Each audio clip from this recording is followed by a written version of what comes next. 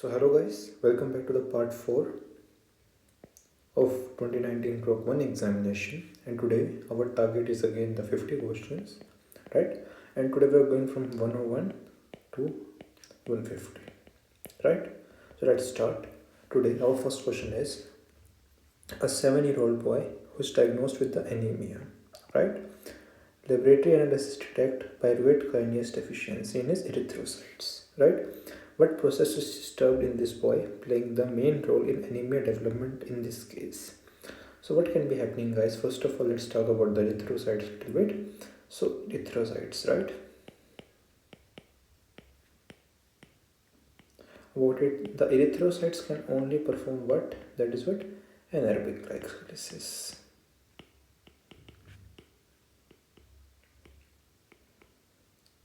So basically there are two processes going on inside the erythrocyte. First is the anaerobic glycolysis, second is HNP shunt, right? But for like the sake of this question, okay, let's see what's next. Now he is having anemia, right? So if there is the like it's given in the question that the pyruvate kinase enzyme is deficient in the body of the boy. So what is the role of pyruvate kinase, guys? That is, it is convert like phosphoryl pyruvate to the pyruvate, right? And it's a process of what? Glycolysis.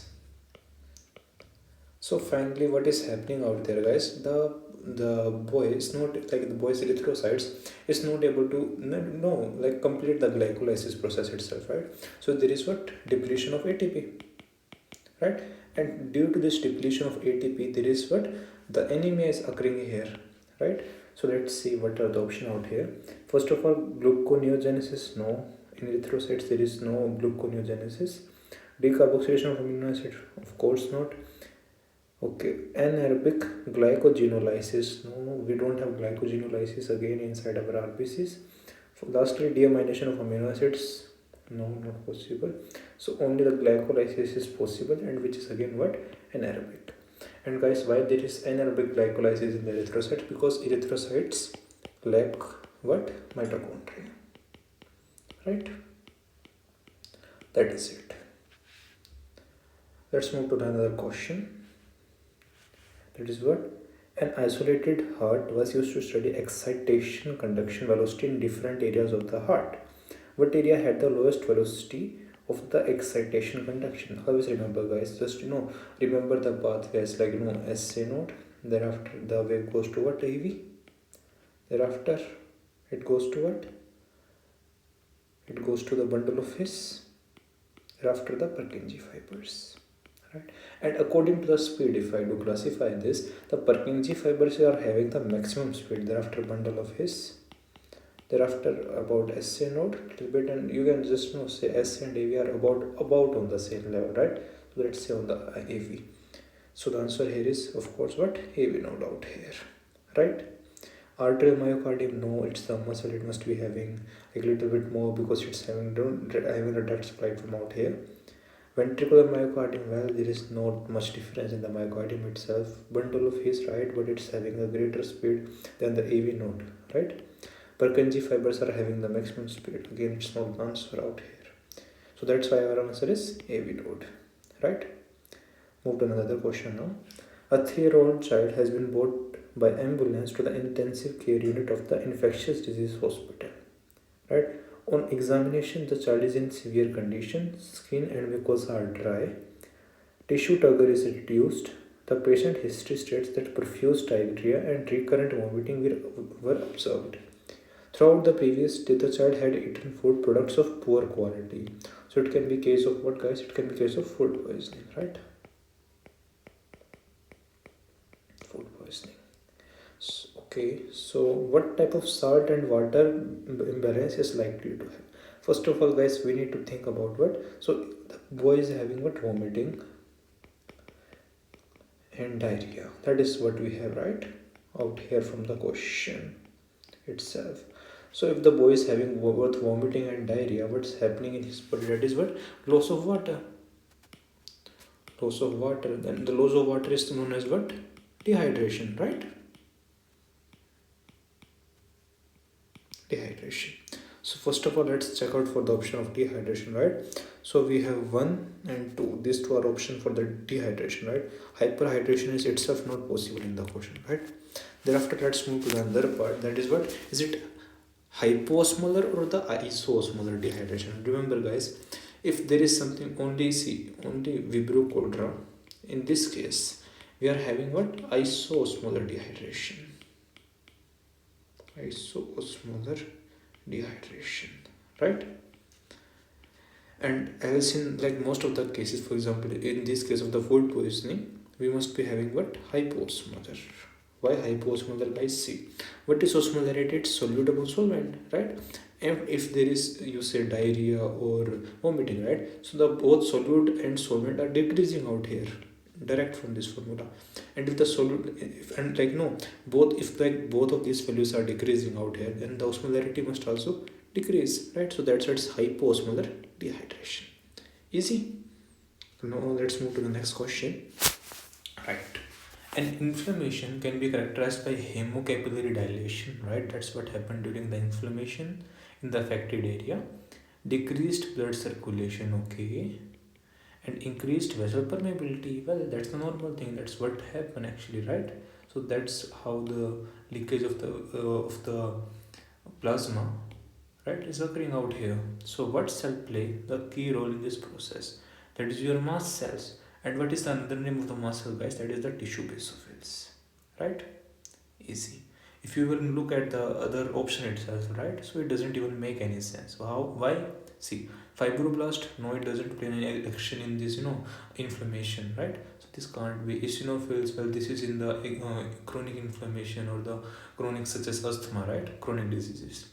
Plasma cells and the macrophages may be there to eat it, but they cannot just produce out the inflammation and don't have this effect, right? If you will think about this effect itself, right, what do you think, right? What is going on here? Which enzyme is responsible for it, right? That is what, histamine, right? So because of histamine, we are having capillary dilation, thereafter increased vessel wall permeability, right? So that is why. So this can't be the answer itself, and this can't. Right? So histamine are stored in our mast cells, right? Next question. Autopsy of a 30-year-old man shows enlarged spleen weighted about 900 grams. So it's of course enlarged. Enlarged liver about 4 kilograms out here, right? 4,000 grams. And enlarged lymph nodes. So first of all, we must think about some, like there is some about lymph nodes. So either it can be due to some viruses, right, or it can be due to some like cancer itself. So I have these two things inside my mind right now. So bone marrow of the femoral shaft is bright red and moist, right?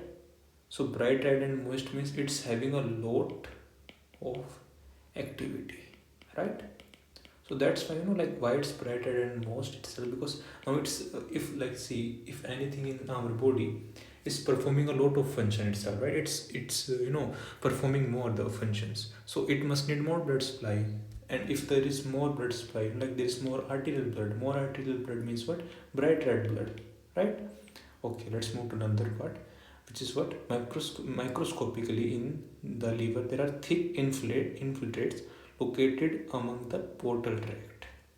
So there are about thick infiltration in the portal tract, right?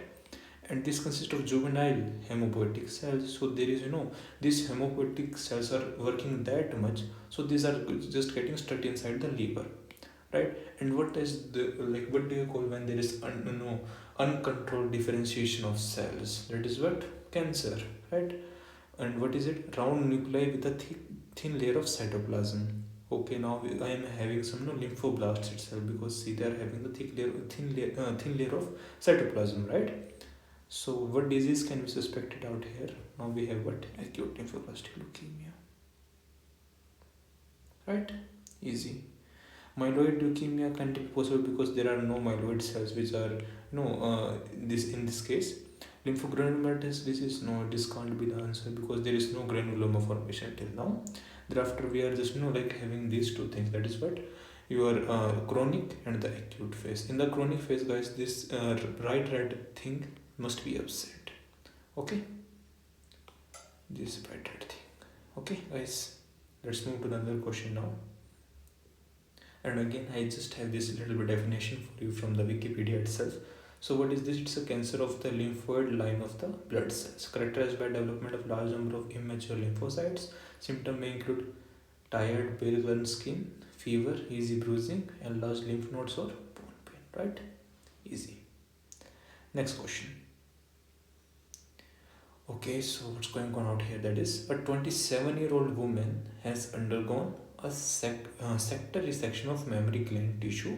Macroscopically detects a dense white node of 4 centimeter in diameter with clear margins in the excised tissue. Okay, so it must be something like this. Okay, let me just, for example, okay, it may be about like here. Okay, about 4 centimeter diameter. Immediate histological analysis showed tumor consists of a large amount of fibrous stroma, right? So it consists of fibers. Okay, fibers, right? With the stromal proliferation around the small caniculi. So it's also proliferating and it's having a small calculus. And the canicular epithelium overlays the basement membrane and retains its polarity. So like this is a special kind of cancer itself. So it's known as pericanular fibroadenoma, right? And like it itself is having this name because it's totally different than other cancers shown of the breast, because this type of cancer I would say, right? So it doesn't have any risk of cancer, right? It doesn't have any risk of spreading. So it's a special kind of cancer itself. Even like from the question itself, you can get a lot of hints for this answer. For example, here you are having what, like, okay, so it's about the fibrous stroma. So only the fibroadenoma can be present out here, right? That is it. Next question. Autopsy of a 60-year-old woman who has long time suffering from essential hypertension. Right, guys? So about the essential hypertension, I must tell you one thing, that is what? If a person is suffering from the essential hypertension, right? So his kidney will get shrunken up. Shrunken with what? With white ball-like structure, right? Ball-like structure, or the white, you can say, like this white kind of patchy dots itself. Okay. So why this is happening, guys? Because see, what is happening out here, because of the hypertension, there is must be some hormonal dysregulation, right? So the superior, or the like the brain hormones or the superior hormones are trying to inhibit that process. So finally what are they doing? They are decreasing the size of the kidney in the reflex action, right? Okay. Shows significantly diminished kidneys, but it's about 80 grams, that's true, with the finely granular surface, which I just told you, right? Uniform renal cortical thinning can be observed on the section. Name the described changes in the kidney. That is what? Contracted kidney, right? See, guys, because this all is like the most of part which we done till now, I think like about 3-4 questions, right, minimum. So these are directly from pathomorphology. So this, like, for the most of the things pathomorphology, they don't have any explanation, like they are just according to the question we are going, because according to the microscopical and like the macroscopical features itself, right? Okay, let's say the myeloid contracted kidney. No, there must be some protein deposition in the myeloid contracted kidney, so this can't be possible. Let me make a different color out here. So this can't be possible. Pyelonephritis, again there must be pus present, so there is no pus. Diabetic nephrosclerosis, there is no history of diabetes out here. Secondary contracted kidney, no, this is not due to any other disease, right? So it's just due to hypertension, and hypertension can directly be counted as a central disease or the primary disease, right? So this is also not possible out here. Next question. A patient developed puncturate hemorrhages after a tourniquet had been applied. It occurred due to functional disturbance of the following blood corpuscles. Okay, so what may occur out here, like he's trying to say is, for example, if this is a patient's hand, and what he did is, like, he just applied a tourniquet thing. Okay, for example, this is a tourniquet. Thereafter he said, okay, what happened, right?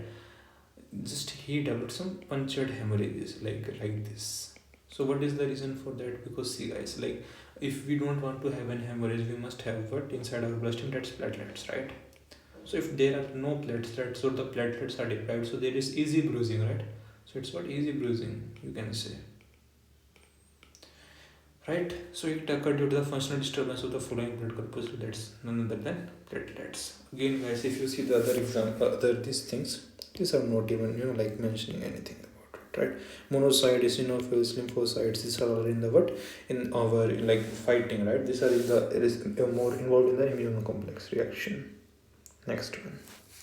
Again, like this is from the microbiology. So diagnostic method should be used to investigate for the rather presence of the Bacillus anthracis. Directly, guys, it's the Scoly's thermal precipitation test. Why? Because see, for the some people you can say that okay, bacteriological analysis can or serological can also be the answer, because no, like that is what it is, right? For the normal thing we can do the serological tests, but for on the like on the industrial level, right?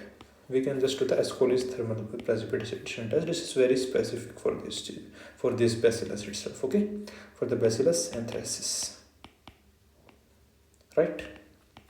Next question. Patient has pancreatic tumor. Okay. During the surgery, it was assessed by marking an opening to the ligamentum gastrocolicum.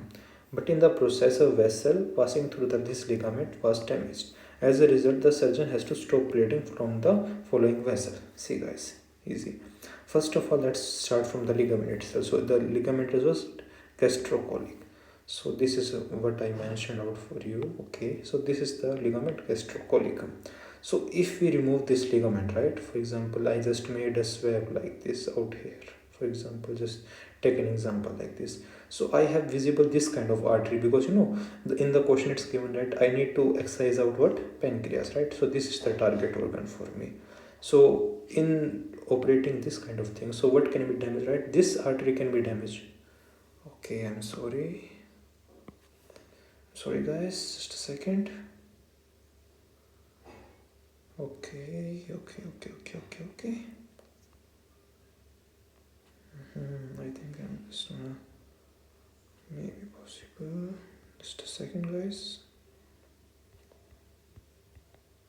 Right, now we are back.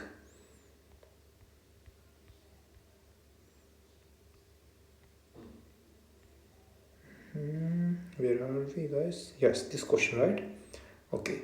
So what happened out here? Like that's what I just said. So we need to excise out this thing, right? So what can happen, like maybe this artery gets damaged. Again, this is happening. So let me just like make it again. Maybe this artery can be damaged out here, right?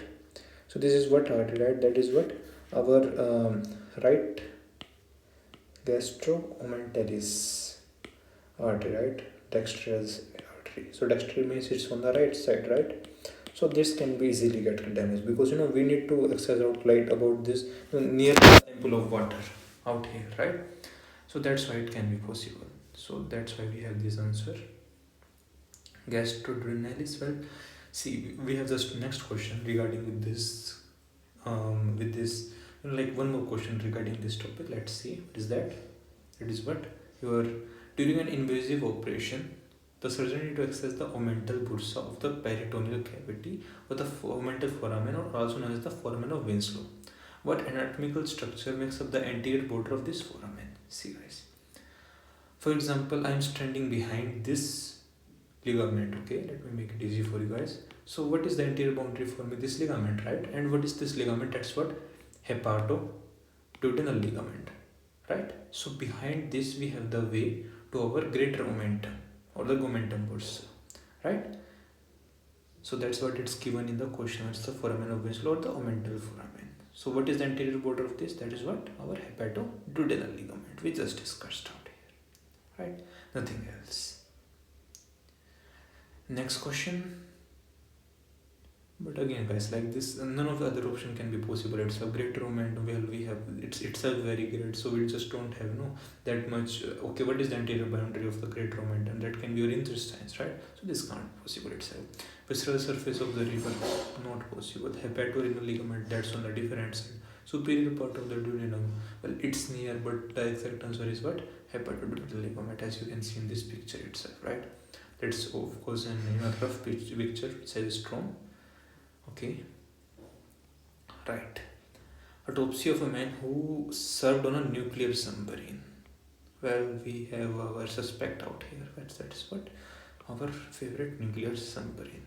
Revealed the following pathologies: bone marrow atrophy. So now he just had some radiation sickness, anemia, leukopenia, thrombocytopenia. Yes, these are the what symptom of radiation sickness. Disintegration in the lymph nodes, spleen, GI system disturbance, hemorrhages in the adrenal glands. Easy. It's what acute radiation sickness. Easy. Other options, guys, none of this is even possible, right? Why should there be acute anemia? There is no history related with that. Acute leukemia, no, right? Decompression sickness, so he didn't dive in the water or something, so this can't be even happening because we don't have that history, right? Vibration sickness, vibration disease, no. Why should there be vibration disease? Well, not even, right? No, like not even here, right? So that's why we have what acute radiation sickness. Easy. A laboratory read the chronic kidney failure present with the osteoporosis. Well, that's what happening also. Pathologic calcification of internal organs and the arterial hypertension. These disturbances are associated with the increased activity of the which hormone? Right? So let me just like to talk about two hormone. That is what?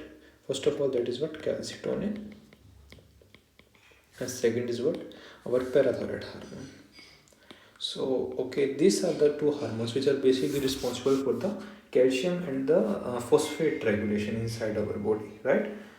If we think about the calcitonin, right? If you talk about the calcitonin, what will you think about? First of all, what must you have inside your mind whenever you are talking about the calcitonin? That is what?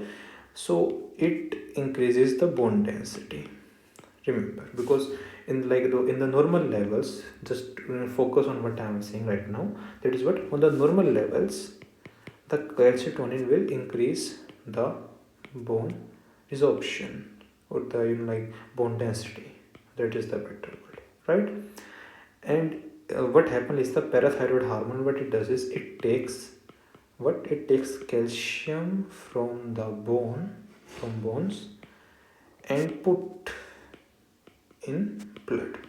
So what is happening with the parathyroid hormone, right? So it is increasing the blood calcium, right? So what can it lead to? It can lead to like the calcium oxalate stones inside the kidney, right? It can be possible reason with this. So let's see the okay. So what is happening here again? Osteoporosis, because there is less calcium in the bones now. Pathological calcification of the internal organs, of course, because if there is calcium in the blood, it must travel to all the organs, and if it's traveling to all the organs, right, there must be some calcium deposition in the organs itself. So that's the reason maybe there is calcification of internal organs. And arterial hypertension, because the kidney is failing, right, to do its function. So these disturbances are associated with the increased activity of following hormone. That is what? Parathyroid hormone. Great. Next question. A 39-year-old man underwent a surgery for the peptic ulcer disease of the stomach. He died after 7 days of the surgery, okay? On autopsy, the peritoneal layers are pleiothoric, dull, and covered with massive yellow-green membranous deposits. What is this deposit? Can be possible, guys. The yellow-green deposit can be pus, right?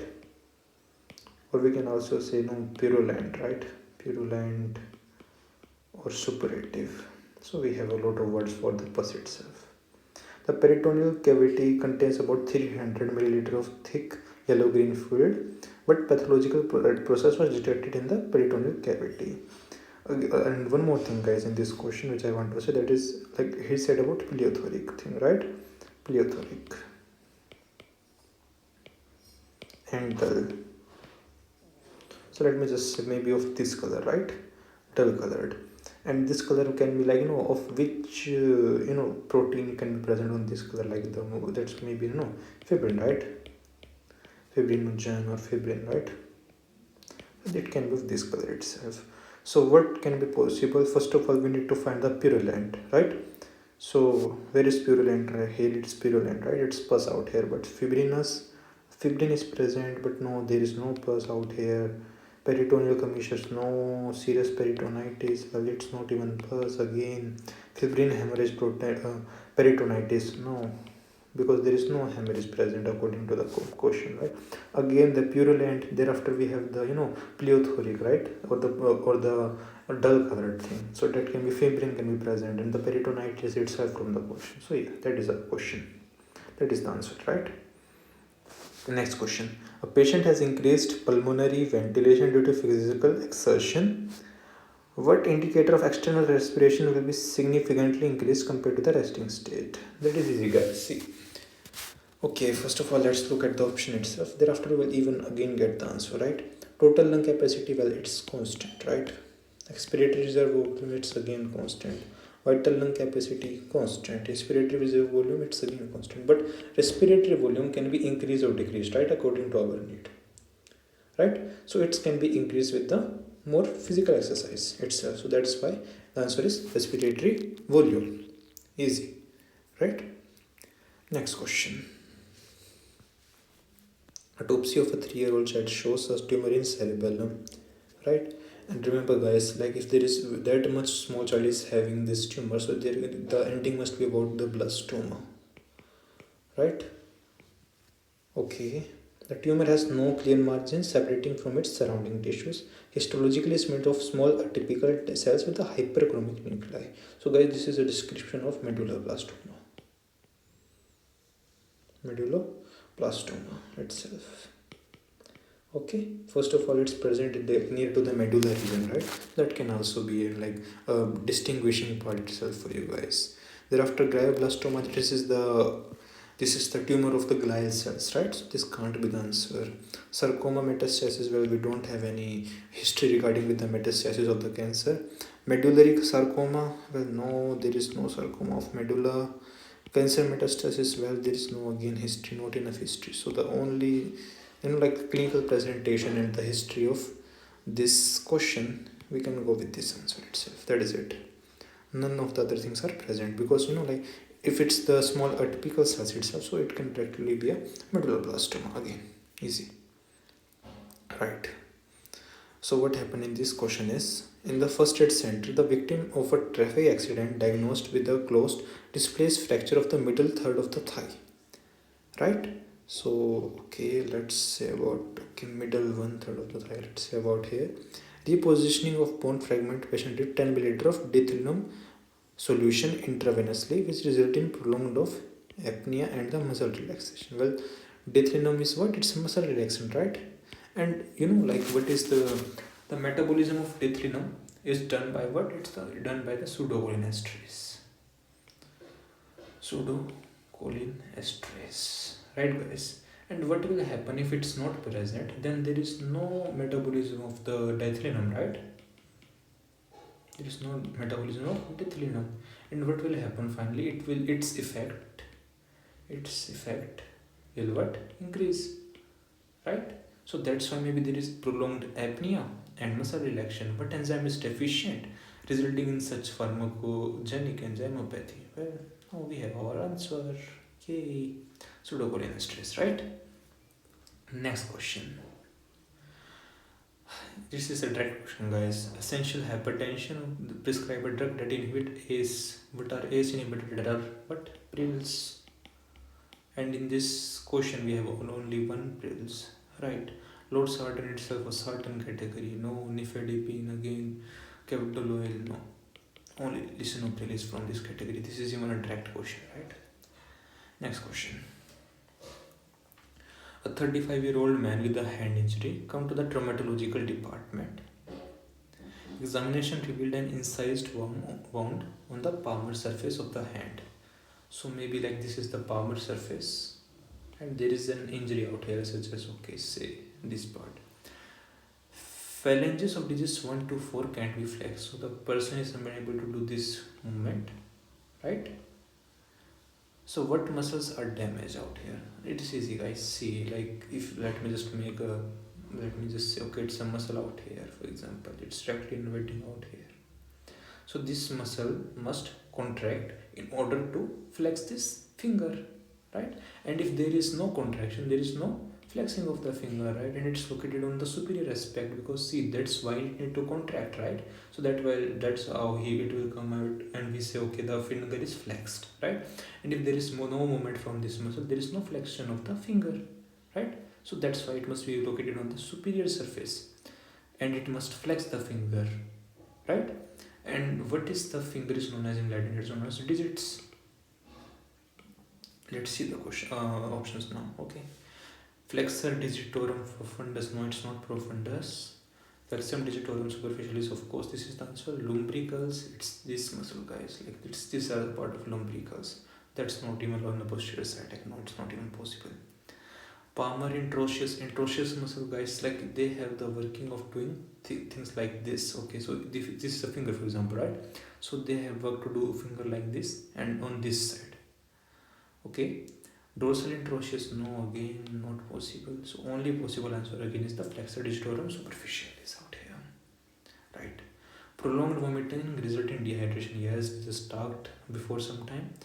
Under this condition, water retention is in body is primarily ensured due to increased secretion of following hormones. See, what we need to think about, like when we think about this kind of question, that is what. So if there is already dehydration, right? So there is low water content in the body. And if there is no low water content in the body, the excretion of water must be low. Excretion of what? H2 must be what? Must be less. Okay, so it's ensured by which hormone, guys? That is your antidiuretic hormone. What is the other name of the antidiuretic hormone? That is your vasopressin. Easy, right? It all makes sense, right? It must make sense inside your head what's going on out here. Okay, let's move to the other question now.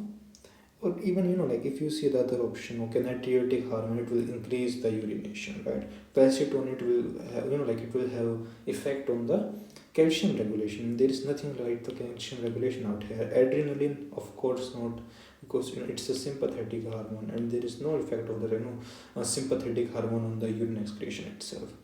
Aldosterone, well, that itself is like, again, the aldosterone is the what? It's a potassium spirit hormone in the urine, but again it makes urination itself, right? So that's why it can't be the answer itself. Next question. A young man has come to the genetic consultation. He complains of abnormalities in his physical and the reproductive development because of oral shows what? One bar body. See, guys, now we need to learn the concept about the bar body. Just think, okay? The female have this genotype, that is what? XX. Male have genotypes male have genotype what? X and Y. And according to the theory, guys, what happens is, see, the females are having one X chromosome, right? So it undergoes a process known as linearization. So it's known as process of linearization. And according to this linearization, what will happen is, one of this X chromosome, this gets deactivated, and it will put itself in the periphery of the cell. Okay, so maybe like on this side of the cell, let's say.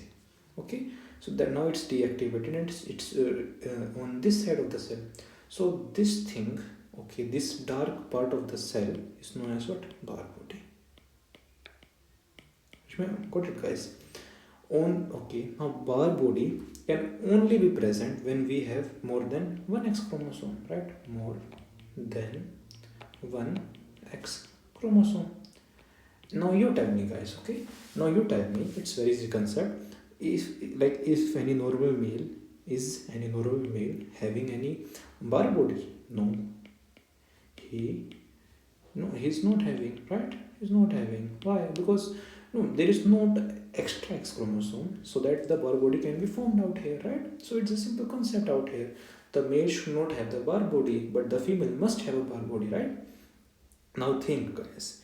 Okay, let's go to the question again. Young man, okay, so man, it's written out here. So like we are thinking about the XY, but if it's showing, okay, he is showing one bar body, so we must think about one extra X itself, right?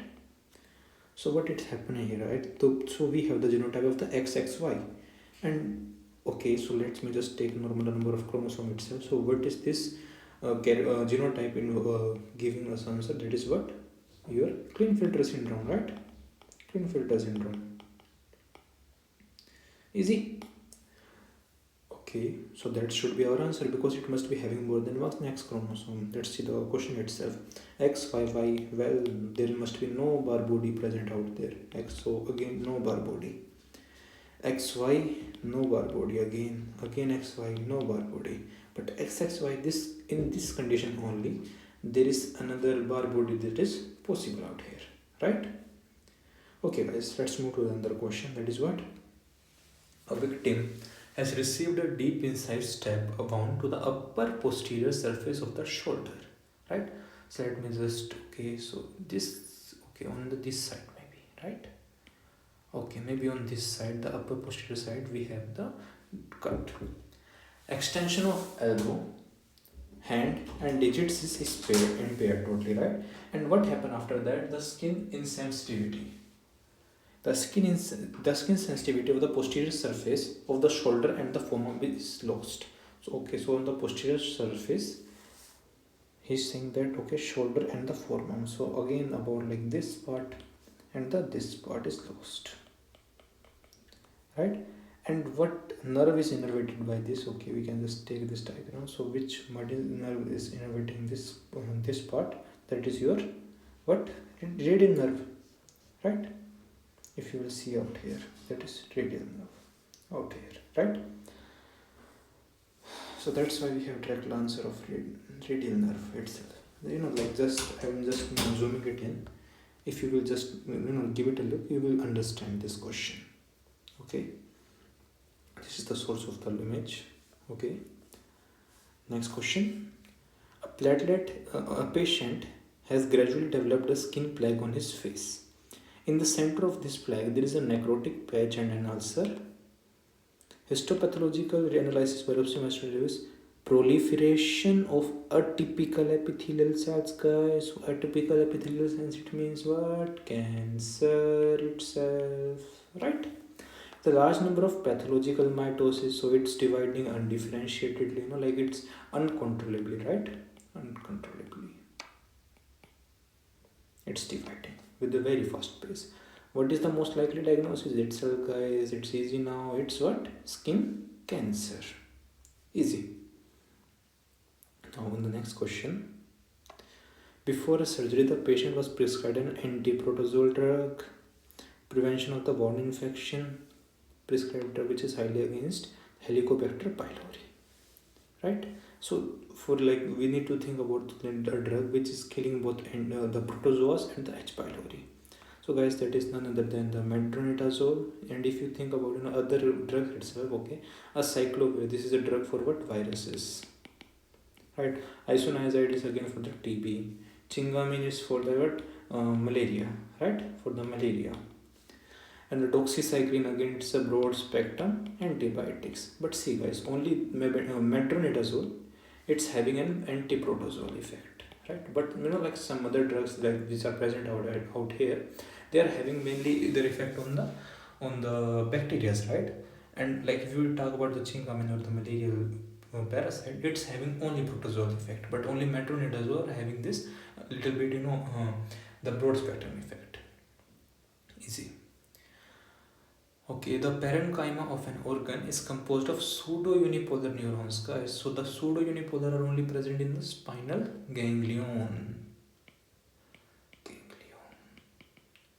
Well, that must be the answer out here. And localized on the capsule of connective tissue, central place, belong to the nerve fibers. Name this organ, that is what? Spinal ganglion. This is what I have given in my notes also, okay? Okay guys, let's now move to the another question. That is what? Question number 126. It is a 2.5-year-old child which is provisionally diagnosed with a diphtheria. Okay, what is the full name of the diphtheria, guys? That is what? Your Corynebacterium diphtheria. Right? Right. Smear from the child's mucosa was obtained and inoculated in a coagulated equine serum, right? What is the purpose of this stage of the microbiological diagnosis? So what are we doing directly, guys? We are just like taking a smear from the throat swab of the diphtheria, right? From the, for example, this is a throat of a child. Okay, so we are just taking a swab out it. So what are we just doing? Like we are just isolating out the what, the pure culture of the bacteria, right? So what is the purpose of this stage of microbiological diagnosis? That is what, culture isolation, or the pure culture isolation. Okay, right. Right, we next move to the next question. A patient was hospitalized in a comatose stage. First of all, the patient is in coma. Okay, patient has 5-year-old long history of diabetes mellitus. Okay, guys, now we talked about this thing in the yesterday's section, right? So diabetes mellitus can also be reason of coma. And why? Let's see. Objectively, the respiration is noisy, deep with acetone breath. What can it be, guys? It can be due to what? Ketone bodies, right? Ketone bodies. It can be due to ketone bodies itself. And blood glucose is about 15.2 millimole per liter. So it's very high, right? Ketone bodies, oh my god. See, 100 micromole per liter. A lot more. These are characteristic of what? It's easy now. Ketoacidic coma, right? We have ketone bodies, we have coma, we have to do diabetes mellitus. So yeah, it can be direct reason for that. Easy. Okay, let's move to the another question. That is question 128. Cell of a person working in the Chernobyl exclusion zone, okay, have undergone a mutation in DNA molecule, right? However, with the time, the damage interval of DNA molecule restored its initial structure. So what process can it be, guys? So maybe there may be some defect out here, let's say. Okay, and after some time, okay, and after some time, this defect is gone from out here. Maybe just due to what? DNA has a capability to what? To repair itself, right? To repair itself, right? To repair. So here we have the repair. Translation, well, it's not possible. We just discussed it yesterday, but this translation, transcription, replication, and the reverse transcription itself, right? So it's in the just like in the questions about, I think, 51 to 100 video questions, right? So I think we just discussed all of this in that part itself, right? So that's why, guys, I always say to my students, that is what, if you just master one of the concept, right, so you can just solve a lot of questions from related to that concept itself, right? Okay, so let's move to another question. That is what, the bacteriological laboratory has received analysis for the dried fish, okay, from a focus of poisoning outbreak, right? The bacteriologist inoculated the sample in the Kit Tarosi medium. First of all, guys, here is what I got, okay, from the Kit Tarosi medium, right? I'm just highlighting it a lot because it's important, because here I was just want to teach a concept as well as solve a question. First, if it's what, Kit Tarosi medium, thereafter next is tennis racket shaped microbes. Okay, guys, so this is directly an indication of botulinum, none other than botulinum. And again, guys, what can we see in the botulinum? That is what, your tennis shaped, or the tennis racket shaped bacteria, racket shaped bacteria, which is grown in bacteria, right, which is grown in what, Kit Tarosi medium. Easy, right? Okay, and these microbes are likely to be causative agent of, again, botulinum directly, because we have just like this racket shape. Here is our key point, right, guys? Next is type of like that. What are the other? That's the dysentery. Well, no, not possible. Again, due to the same reason, right? Because now we have just direct answer because of this keyword, right? In the microbiology section, right, we have a great importance of these keywords such as the Kit Tarosi medium. So I can directly think about what, botulinum, right? And tennis racket shape, it also like having the botulinum thing. Next question. A 12-year-old boy with a clinical presentation of influenza has developed respiratory mycoplasmosis. So one infection is preceded by the another infection. So this is the definition of what, guys? This is the definition of your super infection, right? This is what? Super infection itself. Okay, let's move. Let's see the other option also, that is mixed infection. So if 1 and 2 are existing with each other, so that is mixed infection. No, that's not happening out here. Relapse, well, maybe the influenza is happening again. That's again not this condition. Laterogenic infection, well, no, again no. Auto-infection, like this is the normal microbiota of the body which can create some infection inside our body. Well, this is also not happening out here because influenza virus is itself a most common case of what? Of cold, right? So it's simple that it's not our normal body microbiota. Easy, right? Next question. A patient that is taking Bicasodal, and this is a medication of what? Constipation, right? Constipation. However, several weeks later, the apparent effect of the drug diminished. Well, that's what happened now. So, for example, if you start taking one drug, even in the case of drugs also, right? What happened, like one day, for example, you are taking 1 milligram, and after some days you think, oh my god, 1 milligram is not enough, right? Not enough for me. So what you do must, like what you do from that stage, like you increase the dosage, right? You increase the dosage.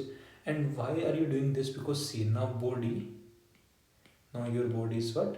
Is tolerant of that substance. Tolerant of that substance, right? Because now body is saying no, this is not enough, right? Because body is not responding in the same way what it used to respond before in the same doses, right? So that is the thing, guys.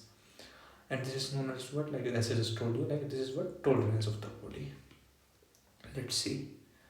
Acquired tolerance, well, that's perfect. This is the answer. Functional accumulation, well, the drug is not accumulating, right? So that's not the answer out here. Material accumulation, again, the material is not accumulating. Drug dependence, well, you can say drug dependence in the case of, like the, I would say, like there are specific kind of drugs such as SAIDs, right? SAIDs. So this will case what? Drug dependence.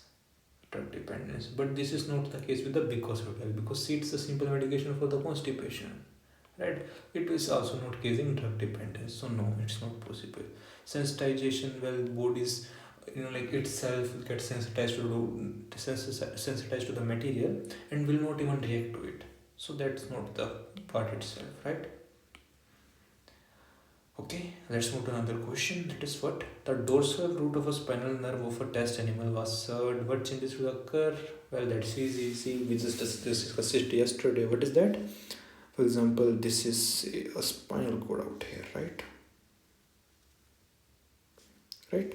It's the central canal. Okay, we have the gray matter out here like this, somewhat in the butterfly shaped, right? And what is happening out here, right? For example, this is the anterior part, this is the posterior part. From the anterior side, we are having what kind of innervation, guys? We just discussed it yesterday, right? That is what, like in the last video we discussed it. That is what, on the anterior side we are having motor innervation, and the posterior side we are having what? Sensory. Okay, let me just take this pen. Sensory, right? That's true. So if like the posterior side has gone, so the sensory information must be lost. That is it, the loss of sensitivity. We have our answer out here. Next is an unconscious young man in a state of morphine intoxication. Yesterday on the last video, we just discussed a very potent effect of the morphine, right? What is morphine actually? What is morphine? That is a very good analgesic, right? It's a very good analgesic. But it's contraindicated in the children. Why? Because see, it case what? It case respiratory depression, right? It case respiratory depression. Easy. The patient is respiratory slow and shallow due to suppression of respiratory center. Well, that's what I discussed right now, right? What kind of respiratory failure occurred in this case? Well, ventilatory dysregulation. See, Why only dysregulation? Now let's see other option also, diffusion and perfusion. Well, there is no effect out here, right? But see what happened, right? So obstruction, maybe like obstruction can only be possible when there is something, okay, there is some foreign body which is obstructed in the trachea or the air pipe, right, or your air passage. But there is nothing like that in the case of morphine, and we don't have enough history to prove this point. So this cannot be the point definitely. Ventilatory restriction, well, it gets restricted again with some foreign body. Well, that's not the case again. So we have just left with the ventilatory dysregulation out here, right? Next question. One more thing, guys, like which I would like to add. Ventilatory dysregulation from where? From medulla, right? Because that's where the morphine is acting, right? That's where the morphine is acting on the brain. So that's why your just the respiratory center is getting depressed out here. That is it. That is why you are having the ventilatory dysregulation. Just because from your central respiratory depression. That is a better word to say itself, right? Okay, next question. What happened in this patient is the urine copper levels are elevated. So there is less transportation of what? Of copper. And what substance is responsible for the transportation of copper? That is what? Ceruloplasmin. Ceruloplasmin. Right? Easy. Now we have our answer out here. It is ceruloplasmin. Xanthine oxide as well, that's a different thing again. Carbonic anhydride is different. Alcohol dehydrogenase, there is nothing about the alcohol given here. No. Leucine aminopeptide, again there is nothing like that. Why should it be? So these are not even the related, right? Not even related. Got it, guys? So that's why we have our answer as the ceruloplasmin. Okay, now we have the transporter of copper, that is what? Ceruloplasmin. So what is the transporter of iron? That is also, remember guys, it's also important, that is your transferrin. Okay, remember. Next word. Next question. A 40-year-old man with the pulmonary tuberculosis was prescribed isoniazid. Prolonged taking of this drug can result in deficiency of following vitamin. Which type?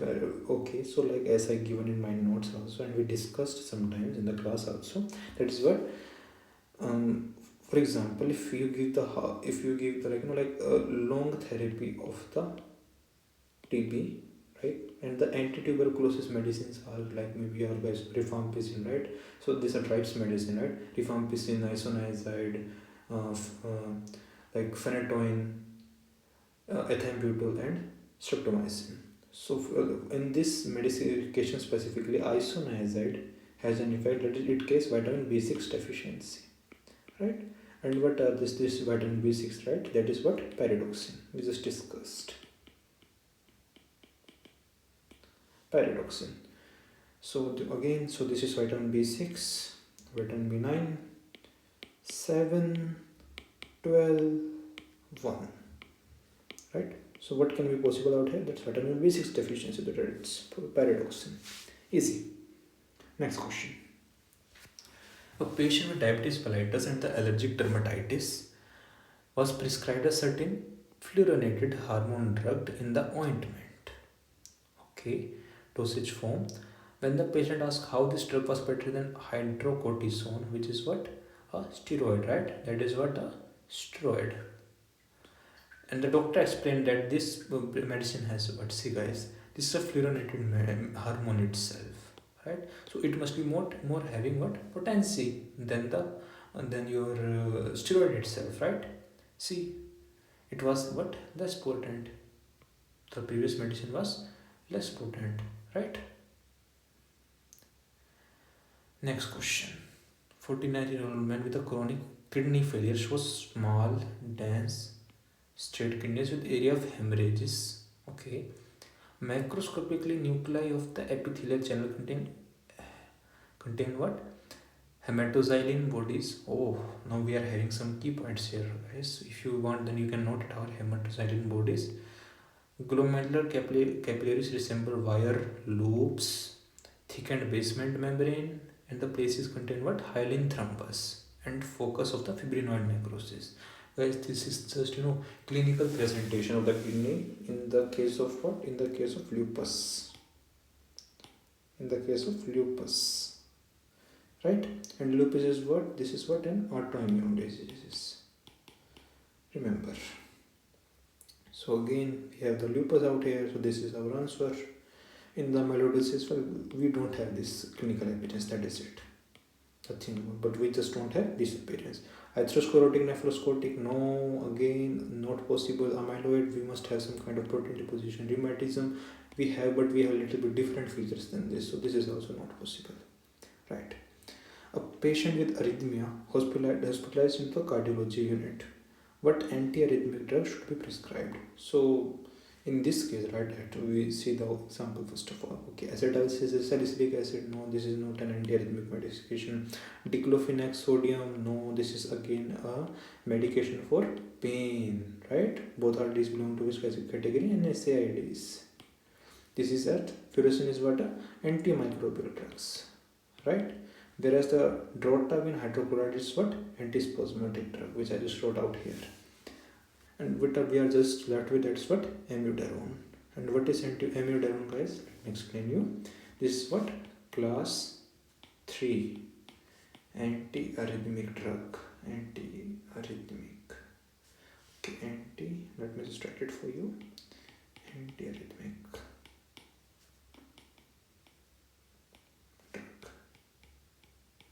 Out here, okay? So that's why this is the only drug which is present out here for from the cardiology unit itself. So this is the only answer out here. Next question. A woman with polyarticular rheumatoid arthritis was prescribed an NSAIDs. Well, that's we do normally. Diclofenac sodium, right? We just talked about it, right? So the NSAIDs, diclofenac sodium, right? It's out here also. After the patient has taken it sometime, her concomitant disease exaggerated, which forced doctor to cancel this prescription of the drug. What disease can be necessitable cancellation of this drug prescription? See guys, what's happening out here is, so she's taking some NSAIDs, right? What are these NSAIDs doing, right? This what is the basic mechanism? That is what? Inhibition of prostaglandins. And these prostaglandins, right? These are the responsible as an protective layer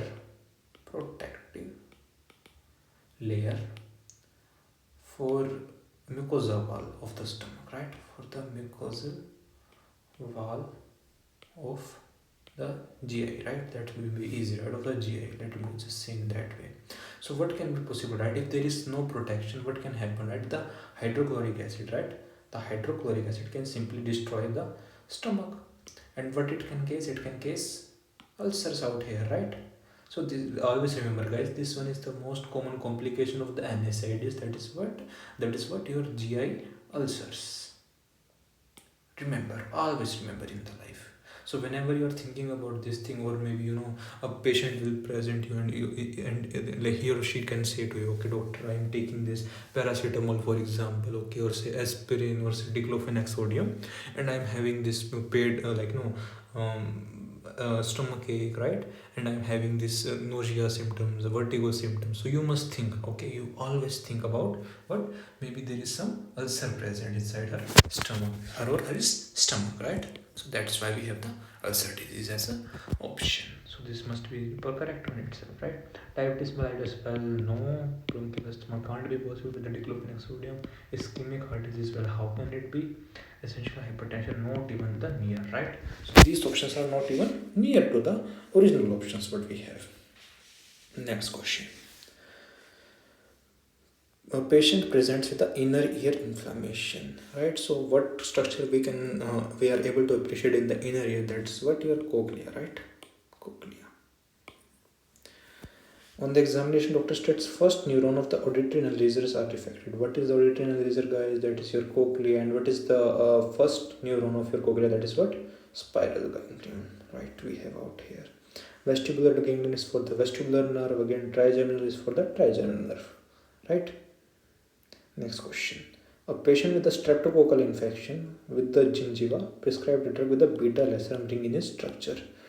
Okay, see guys, like most of the beta laceram ring, these are like on the penicillin itself, right? So only like the some penicillin groups are having this beta laceram ring, and one of them is what? Benzyl penicillin. This is a direct question, guys. No, there is nothing to explain about it. But it is okay. Only benzyl penicillin is containing what? Beta laceram ring. That is it. Right. Next question. Dwellers of a village located in the Taicha, okay, making a living by harvesting berries. Lately, the occurrence of alveococcus in the village in the population has increased, and like this. Okay, alveococcus is basically spread by foxes. Remember, guys, foxes. So this is very important question from the point of view of the what of your medical biology, right?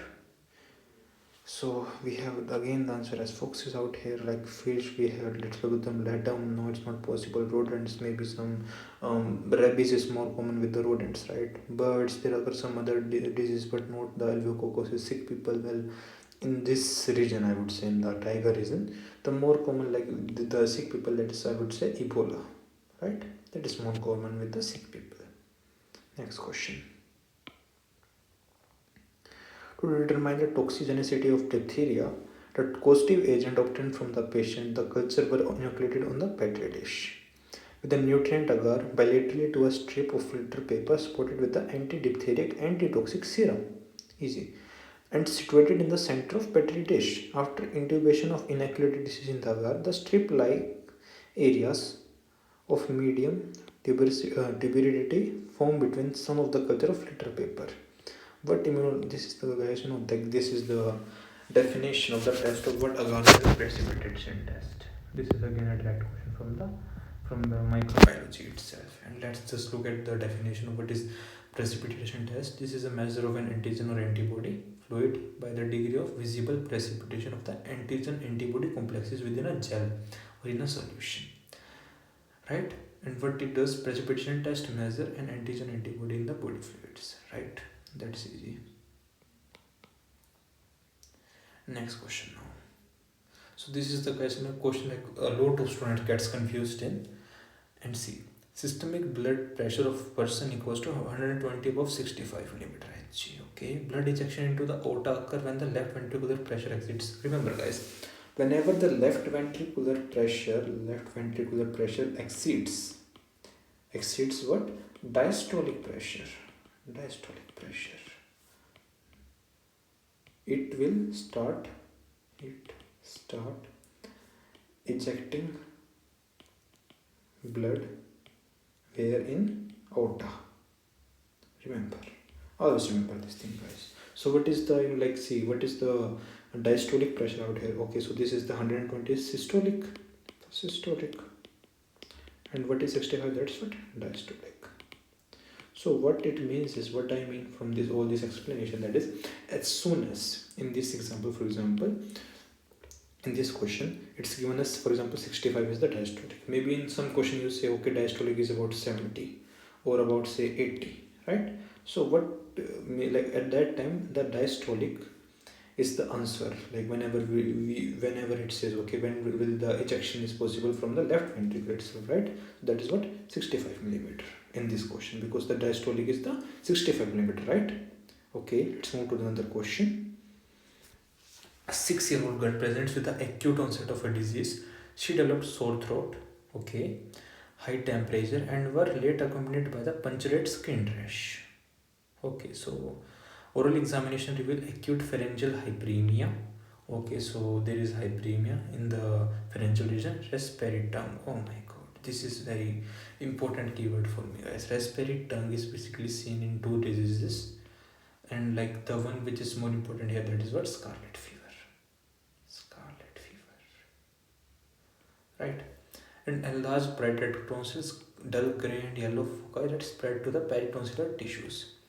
Submandibular lymph nodes are enlarged also. And then again we are adjusting, like it's confirming, okay, there is a bacterial invasion out there, that is it. What disease are these characteristic of? Well, that's easy. We just talked about the scarlet fever, and this is our answer out here. Whenever we talk about the diphtheria, right? So when you will study in the further years in the ENT itself, right? So the diphtheria is having the four stages. What are those four stages? That is the catarrhal stage, thereafter the membranous stage, thereafter toxic stage, thereafter the hemorrhagic stage. But for the sake of croak, one you just need to remember what? You just need to remember, okay, so diphtheria is having what? Gray membrane. Gray membrane. Remember. Measles itself, guys, is having some different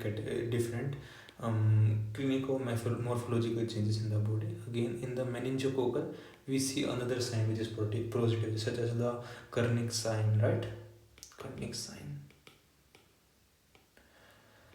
Okay, next question.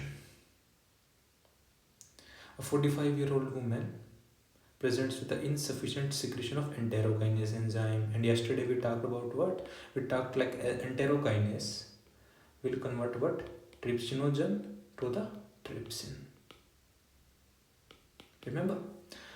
A disturbance of the following digestive tract function. Okay, so the lipid hydrolysis, carbohydrate, lipid absorption, absorption of the protein hydrolysis. Remember, guys, what is the function of the trypsin? That is to what? Hydrolysis of the protein, right? So that's why this must be the answer itself. See, guys, now it's getting very easy, right? Because now you know the concepts. Okay. Next question. And like if you think about it, like the other options is the lipid, it's okay. Let's just think about lipid. Lipid is mostly based on what? On your the lipase enzyme, right?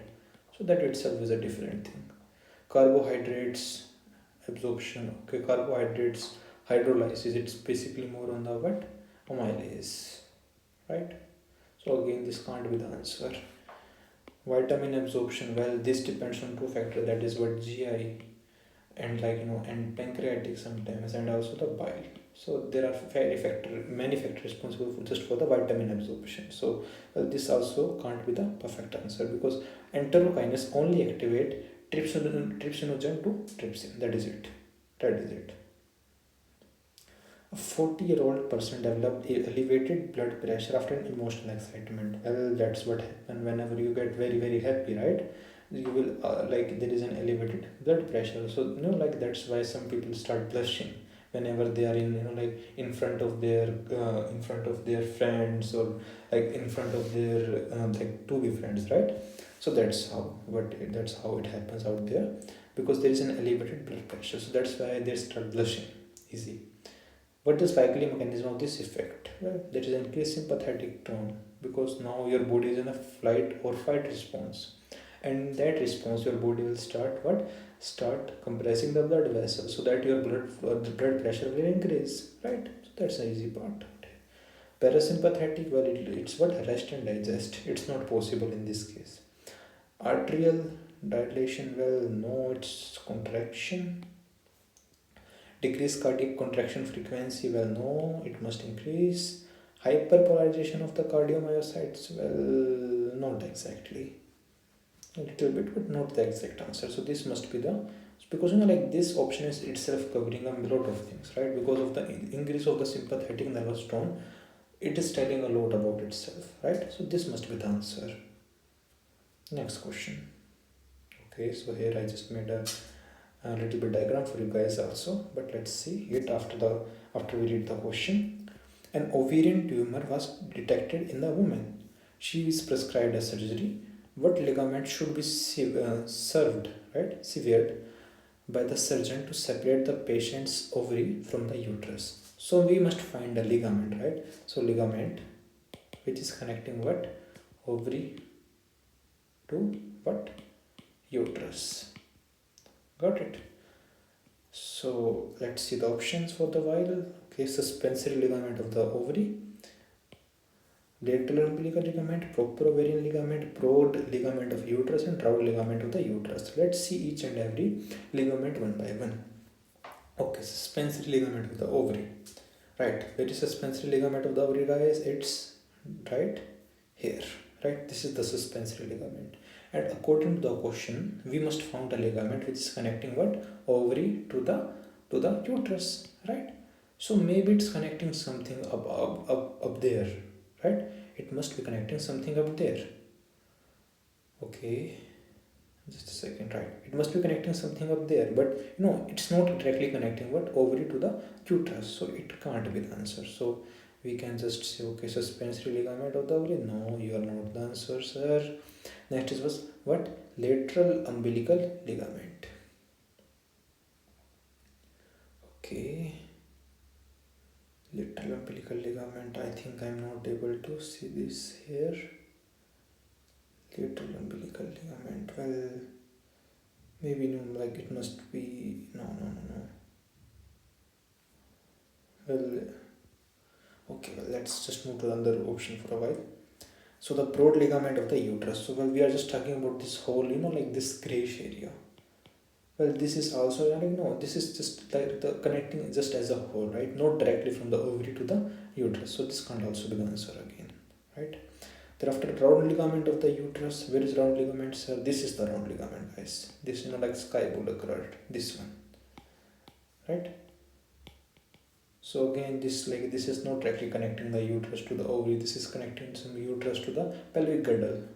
So this can't also be the answer. Round ligament is also a big no for us, right? And now we are just left with the lateral umbilical ligament and the proper ovarian ligament. See guys, according to the diagram itself, you can see the ovarian ligament is connecting the uterus to the ovaries, right? By this thing out here.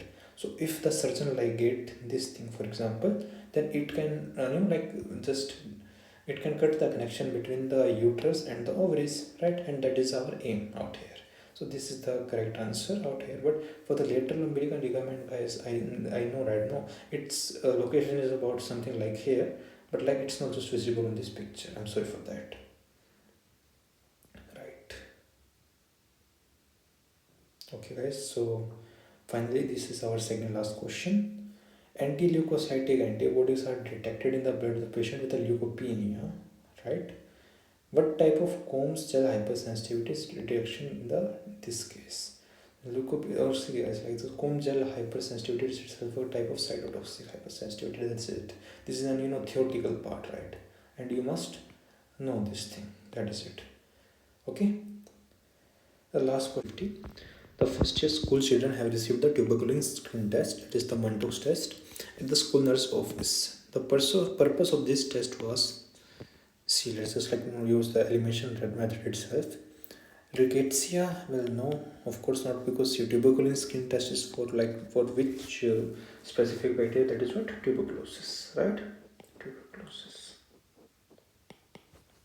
And what is the vaccine for tuberculosis? That is known as what? BCG vaccination. Always remember. To detect peritonitis in the children, well, no. How can it possible with this Mantoux test? Not possible. To measure immunity stress due to diphtheria, well, no. There is nothing related with the DTP out there. To preventively vaccinate against the tuberculosis, well, it's a test. It's not any kind of vaccination, so it can't also be the answer out here, right?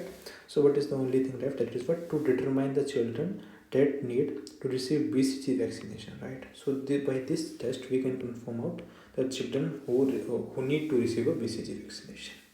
That is it, guys. Thank you for watching the video.